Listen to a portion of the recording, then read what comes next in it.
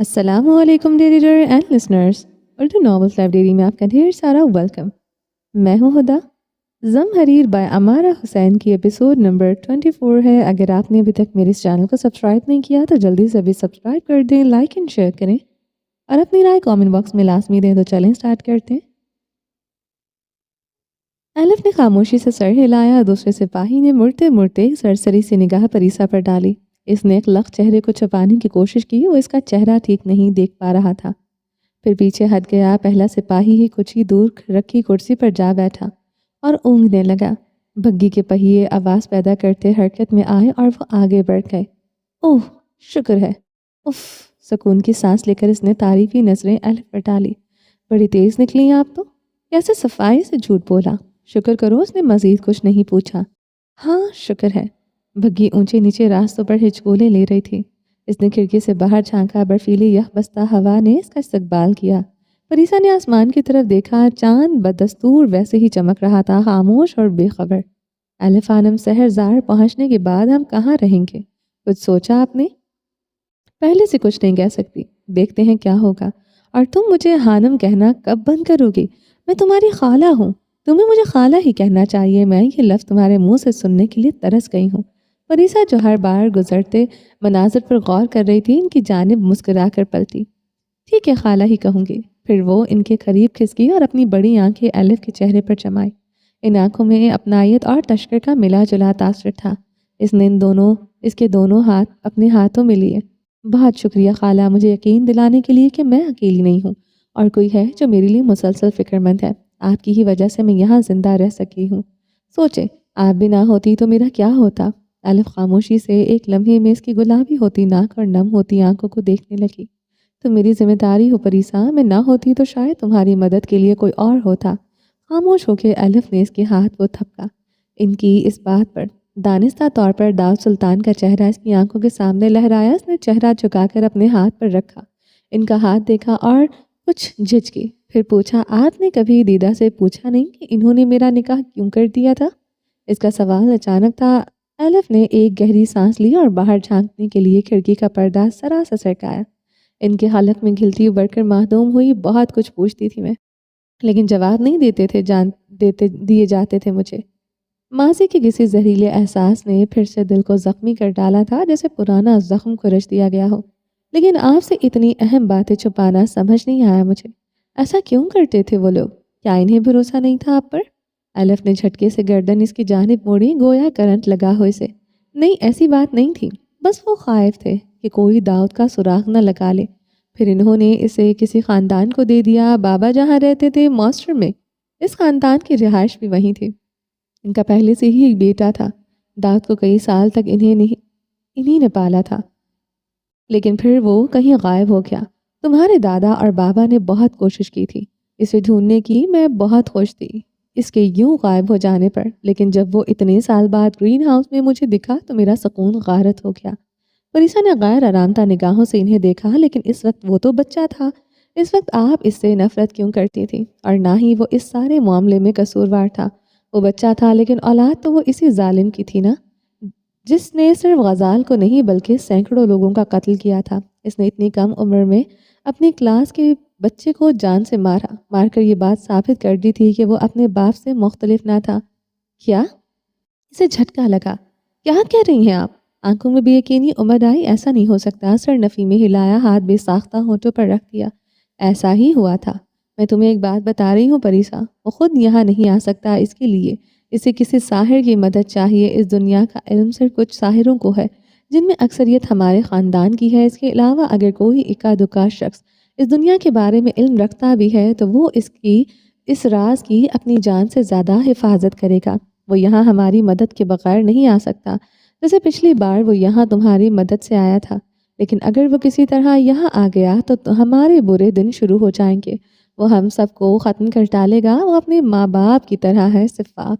پریسا نے تھوک نکلا، لیکن وہ تو مر چکا ہے۔ وہ تو مر چکا ہے الف خانم، دماغ میں سے اپنی ہی آواز گونجتی سنائی دی تھی۔ پھر خیال ہی میں اس کمرے کا منظر اس کی آنکھوں کے سامنے گھوم گیا۔ دل تیزی سے دھڑک رہا تھا۔ اس نے وہاں اس کی مدد کی تھی۔ پریسا نے الف خانم کو الجھی ہوئی نگاہوں سے دیکھا۔ ہوٹل میں کھڑے اس جاننے والے شار نے شارلے نامی اس شخص کا لفظ کانوں نے دہرائے، جو کچھ بھی کرتا ہے اپنے فائدے کے لیے کرتا ہے، اور جب کوئی اس کی مرضی سے نہیں چلتا تو قتل کرنا تو اسے ایک عام بات لگتی ہے۔ تم میرے باس کو جانتی نہیں ہو؟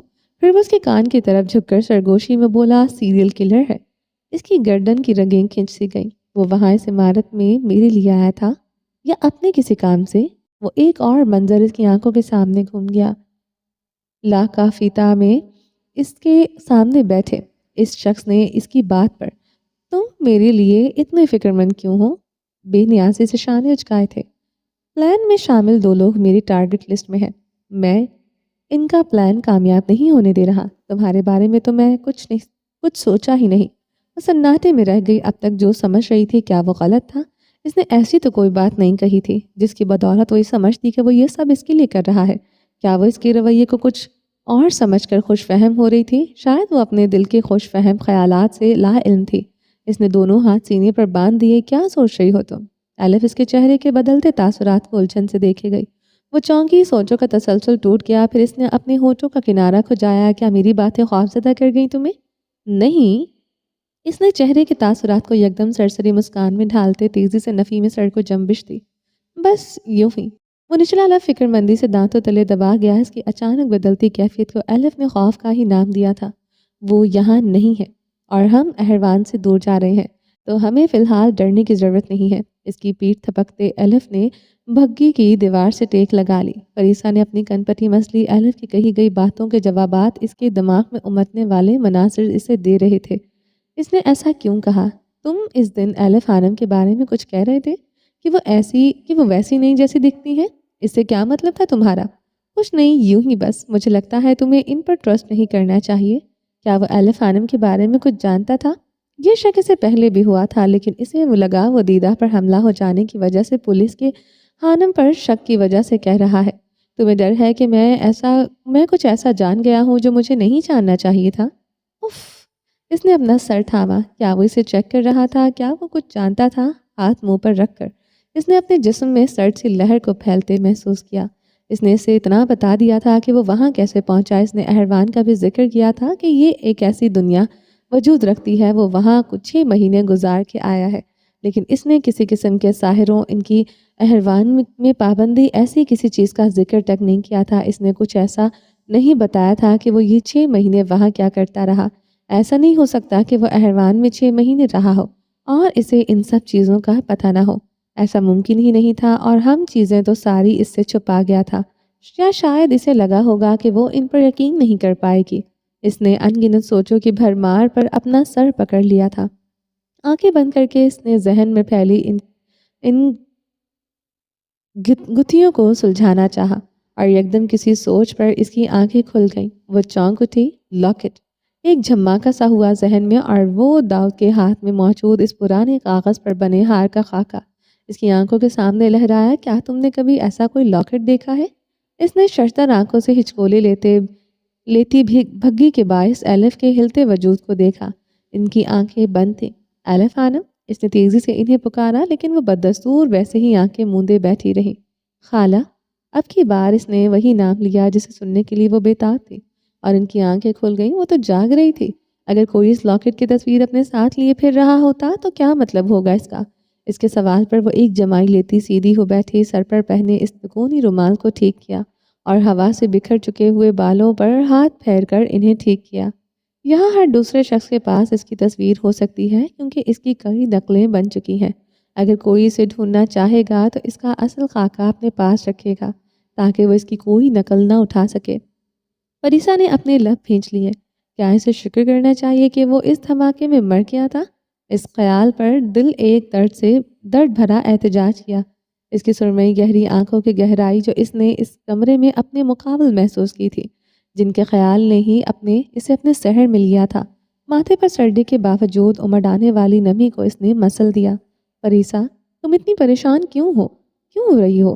یا تم ڈر رہی ہو؟ بتاؤ، کیا سوچ رہی ہو تم؟ الف کے ماتھے پر فکر کی سلوٹیں نمودار ہوئیں۔ پریسا نے گہری سانس لی۔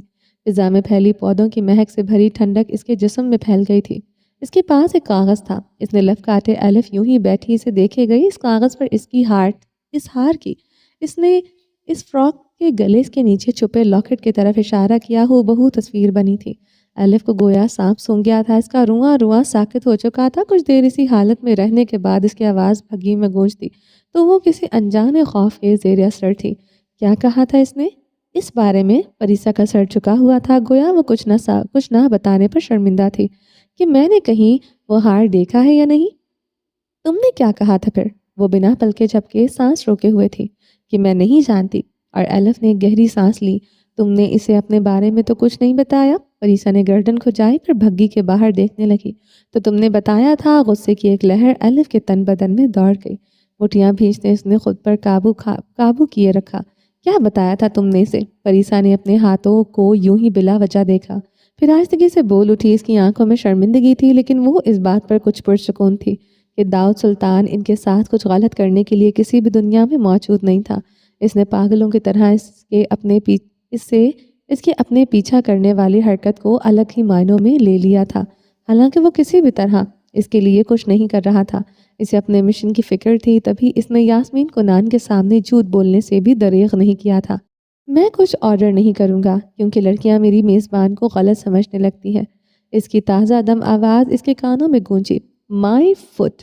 اس نے ہاتھ کی مٹھی سے پیشانی ٹھوکی، دل چاہا شتر مرغ کی طرح زمین میں سر دے دے۔ پھر وہ اپنی بیوقوفی پر دل ہی دل میں ہنسی، آنکھوں کی ڈوروں پر امڑتی نمی کو پلکیں جھپک کر دبانے کی کوشش کی۔ لیکن وہ تو مر گیا ہے نا؟ ذہن میں اس کی اپنی ہی آواز گونجی۔ اب شرمندہ ہونے کی ضرورت نہیں۔ کچھ دیر دونوں ہاتھوں کی انگلیوں سے کنپٹی دبائی، پھر گلا کھنکار کر گویا ہوئی۔ میں نے اسے بتایا کہ میں نے اس نوٹ بک میں کچھ لکھا تھا، اور وہ جھیل میں تبھی غائب ہو گیا تھا۔ پریسا؟ الف پوری کی پوری ہل گئی تھی، یعنی وہ یہ جان چکا تھا کہ میں نے کچھ لکھا تھا تبھی وہ احروان آ سکا تھا، اور اگر اس کے پاس وہ لاکٹ تھا۔ وہ ساکت بیٹھی الف آنم کو دیکھنے لگی، جن کی آنکھیں خوف سے پھیل چکی تھی، تو اس کا مطلب تھا کہ وہ بہت کچھ اور بھی جانتا تھا۔ لیکن افسوس کی بات یہ ہے کہ کسی بھی قسم کا سوال حل کرنے کے لیے وہ زندہ نہیں بچا۔ اس نے مسکرانے کی ناکام کوشش کی، لیکن لبوں نے ساتھ نہیں دیا تھا۔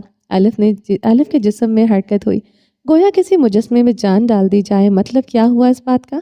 ماتھے کی چکنیں گہری ہو گئیں۔ احروان کا شہزادہ مر چکا ہے۔ کھڑکی سے آتی تیز ہوا نے اندر بھگی میں سب کچھ اڑانے کی کوشش کی۔ آسمان پر موجود مغرور سے چاند نے اس کی بات پر جیسے طنز کیا۔ وہ ایک ٹوٹا ہوا تارا ایک جگہ سے دوسری جگہ سفر کر گیا۔ مجھے جن لوگوں نے اغوا کیا تھا، انہوں نے اسے وہاں بلایا اور اسے میرے ذریعے بلیک میل کر رہے تھے۔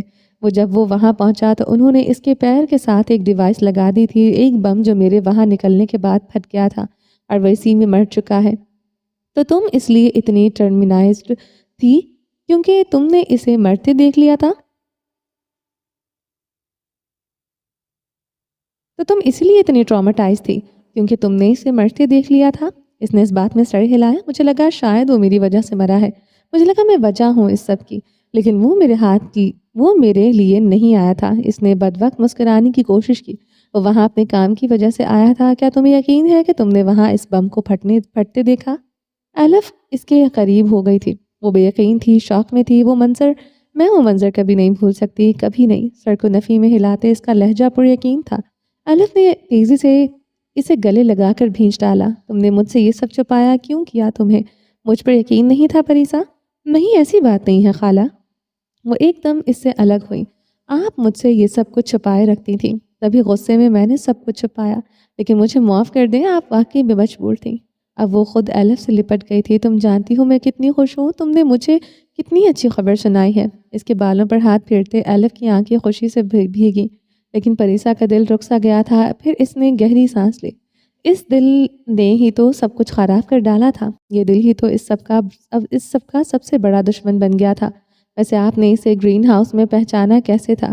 اسے تو آپ نے بچپن میں دیکھ رکھا تھا نا؟ بچپن سے لے کر اب تک تو کافی فرق آ گیا ہوگا اس پہ۔ الف زخمی سا مسکرائی۔ اس کے سوال نے کئی زخم ادھیڑ ڈالے تھے۔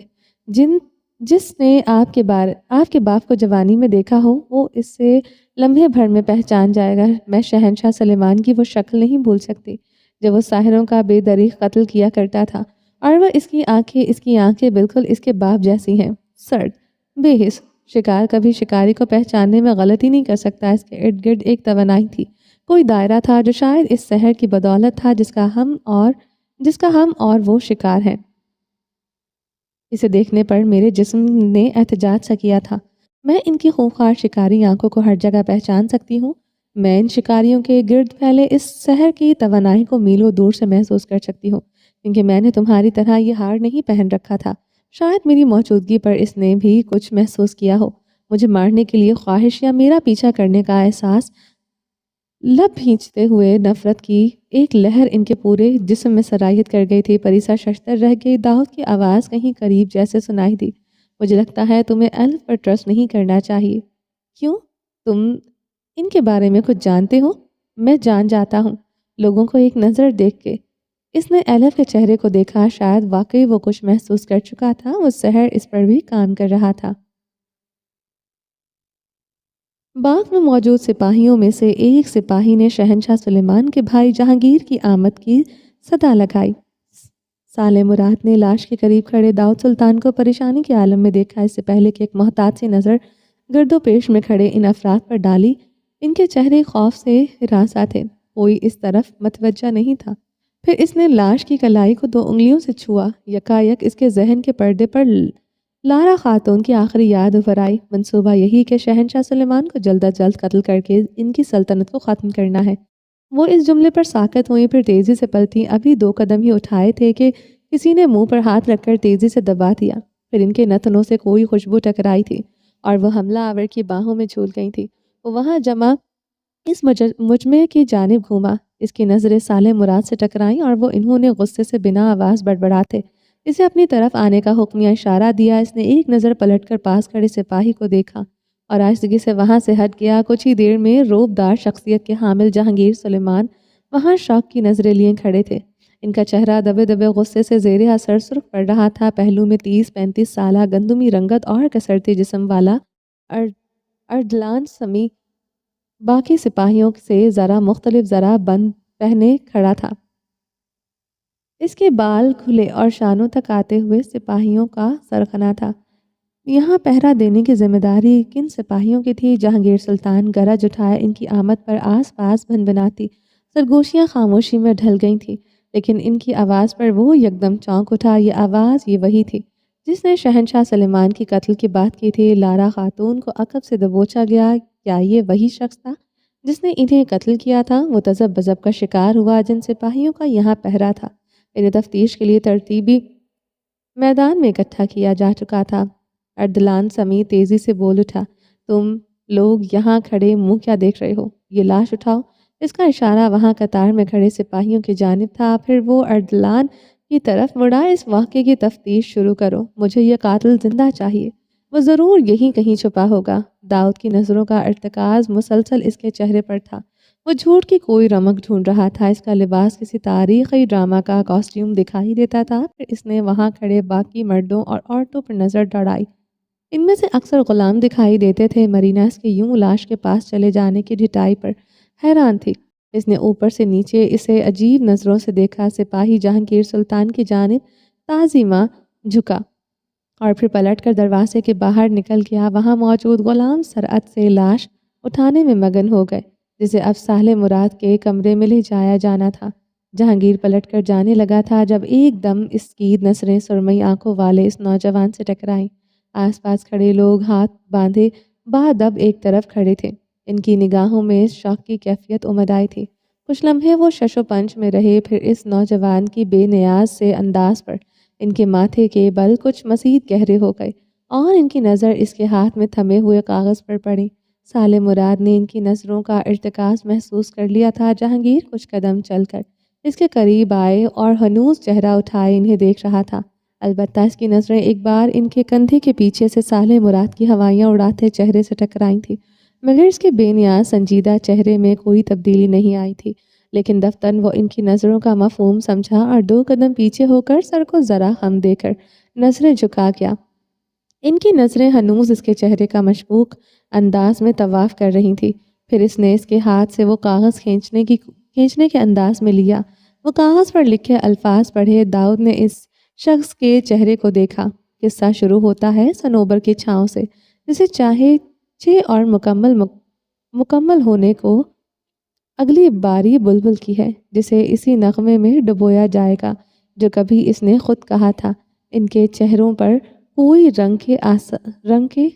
رنگ آگے گزرا تھا۔ تو قاتل نے پیغام چھوڑا ہے، کوئی پہیلی ہے، کہہ کر انہوں نے بنا چہرہ گھمائے کاغذ کو دیکھتے ہوئے سپاہیوں کے سرغنہ کو پکارا۔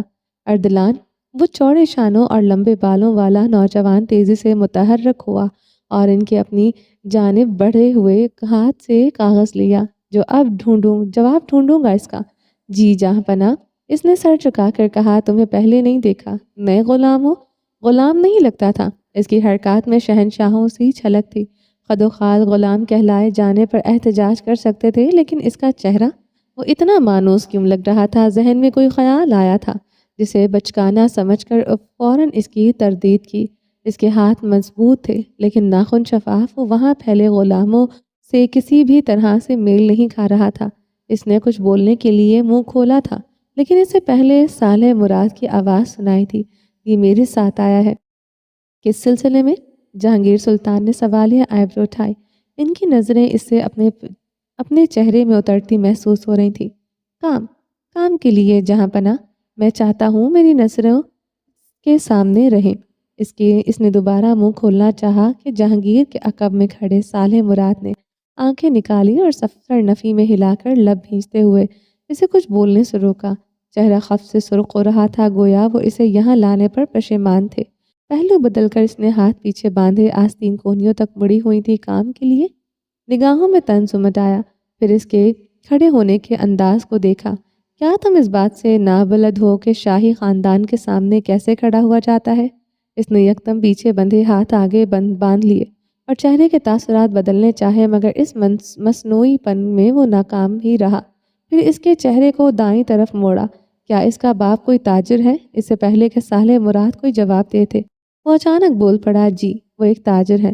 ارد گرد کھڑا مجموعہ چھٹ چکا تھا۔ وہاں اب اردلان سمیع اور ساتھ کچھ سپاہی تھے۔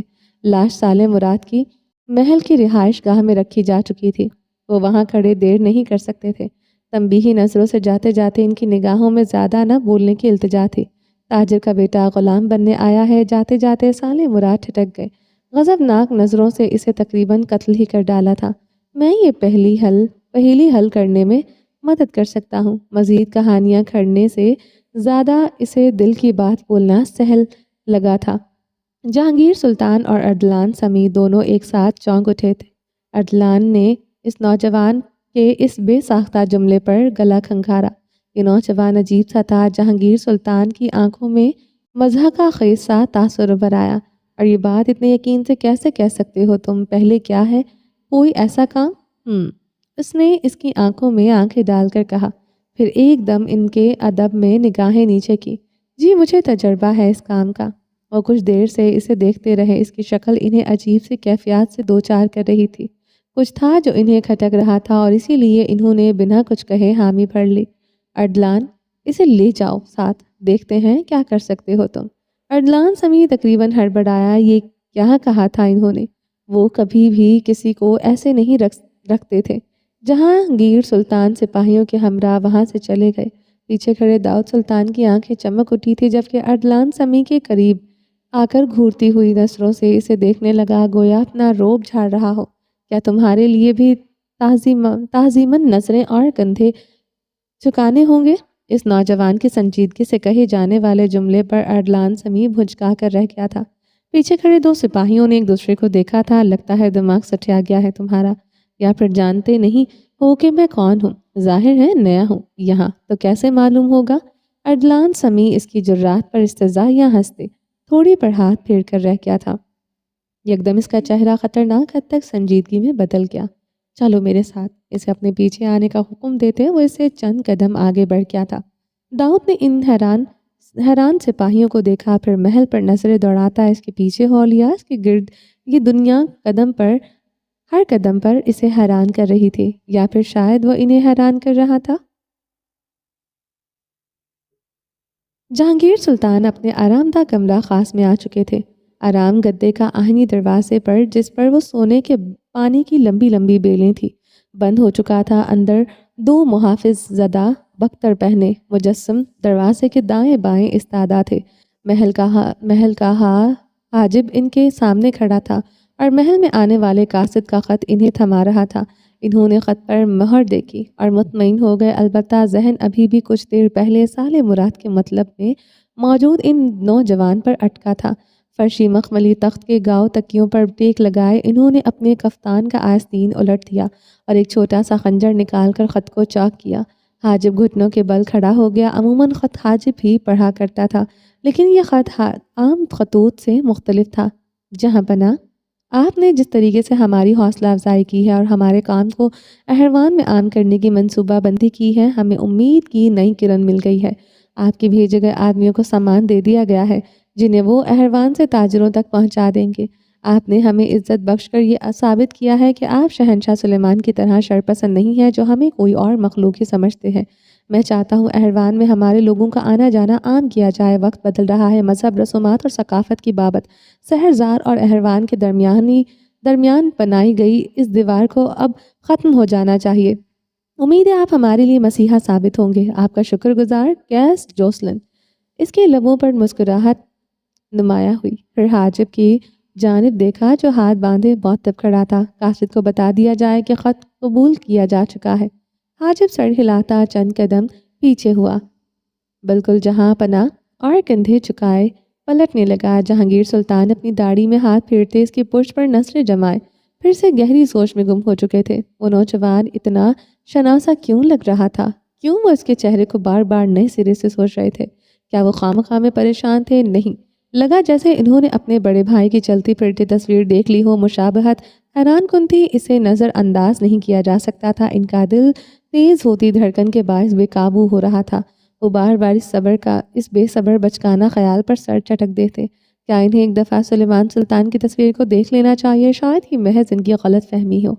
انہوں نے ایک مضطرب سے سانس لی اور ماتھا مسلا، پھر بلاخر کمرے سے نکلتے حاجب کو آواز دی، مجھے شہنشاہ سلیمان کی جوانی کی تصویر بھیجی جائیں۔ کچھ ہی لمحات بعد ان کے سامنے فرشی میز پر اور آس پاس شہنشاہ سلیمان کی تصاویر رکھی جا چکی تھی۔ انہوں نے حاجب اور تصاویر لانے والے غلاموں کو جانے کا حکم دیا، پھر پہلی تصویر کھولی جس میں وہ شہنشاہ کے مقابل کھڑے تھے۔ ان کے دل کی دھڑکن رک گئی تھی، ہاتھوں کی انگلیاں جامد اور مزید حرکت کرنے سے عاری ہو گئی تھی۔ آسمان ان کے سر پر ٹوٹ پڑا تھا۔ یہ اتفاق نہیں ہو سکتا تھا، یہ محض اتفاق بالکل نہیں تھا۔ اس عالیشان محل میں چلتے پھرتے حرکت کرتے لوگ، جانوروں، پرندوں اور پودوں کے درمیان ایک فرد تھا جو ہاتھ میں قد آدم جتنی بڑی بڑی تصاویر کھولے بے حس و حرکت بیٹھا تھا۔ لاش اس کھلے سے حصے میں کہ ایک طرف آرام سے غرض سے بنائی گئی جگہ میں موجود تخت پر رکھی جا چکی تھی۔ دو سپاہی وہی کھڑے رہے جبکہ باقی وہاں سے جا چکے تھے۔ مدینہ صالح مراد کی بتائی گئی اشیاء کمرے میں موجود لکڑی کی الماریوں سے اٹھا کر لاتی جا رہی تھی۔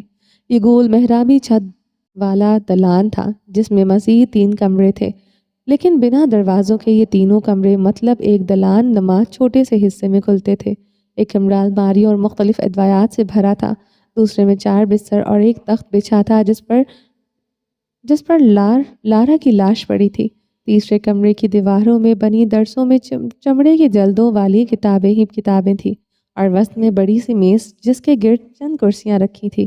ایسے ہی ایک میز کھلے دلان میں بھی تھی۔ صالح مراد نے لارا کی سرد انگلیوں کا معائنہ کیا، ناخن نیلے پڑ چکے تھے اور گلے پر واضح گہرے نشانات تھے جیسے کسی نے اس کا گلا گھونٹ دیا ہو اور پھر بعد میں گلے پر باریک سا کٹ لگا دیا ہو۔ گلا دبا کر مارا گیا ہے، صالح بڑبڑایا۔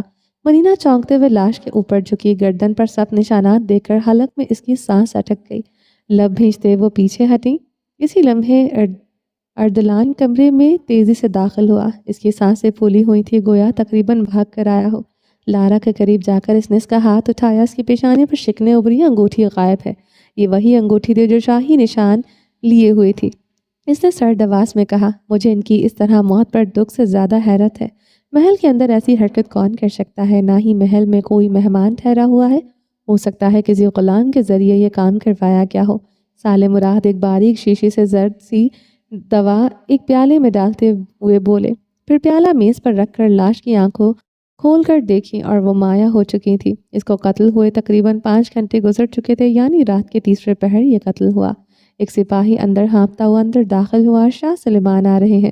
پھر پلٹ گیا۔ مرینا گھبراتے ہوئے منظر سے ہٹ گئی جو وہ اسے وہاں دیکھ لیتے۔ وہ نیلوفر جہانگیر کی خادمہ خاص تھی۔ اس وقت اسے یہاں نہیں ہونا چاہیے تھا، اسے جہانگیر سلیمان کے رہائشی قلعے میں ہونا چاہیے تھا۔ رہائشی حصے میں غلاموں کا اس طرف غیر ضروری طور پر آنا ممنوع تھا۔ شہنشاہ سلیمان صالح مراد کے مطلب میں آ چکے تھے۔ ان کے ہمراہ ان کا مشیر خاص سلیم اورحان بھی تھا۔ شاہ سلیم کے سرمئی آنکھوں نے سرسری نظروں سے اعتراف کا جائزہ لیا۔ ڈھلتی عمر کے باوجود ان کا چہرہ پرکشش نقوش کا حامل تھا۔ چہرے پر سختی تھی، جسم مضبوط اور قد اونچا تھا۔ ان کے ساتھ 4 محافظ بھی اندر داخل ہوئے۔ دلان تقریباً سپاہیوں سے ہی بھر گیا تھا اور اس کمرے نما حصے میں آئے جہاں بستروں کے پاس پڑے تخت پر لارا تھی۔ ان کے چہرے پر رنج کی ایک گہری کیفیت ابھری۔ کچھ معلوم ہوا؟ انہوں نے سرد لہجے میں پوچھا۔ ابھی تک نہیں جہاں پناہ، اردلان نے سر جھکا کر جواب دیا۔ لیکن ان کی انگوٹھی غائب ہے، وہی انگوٹھی جس پر شاہی مہر تھی۔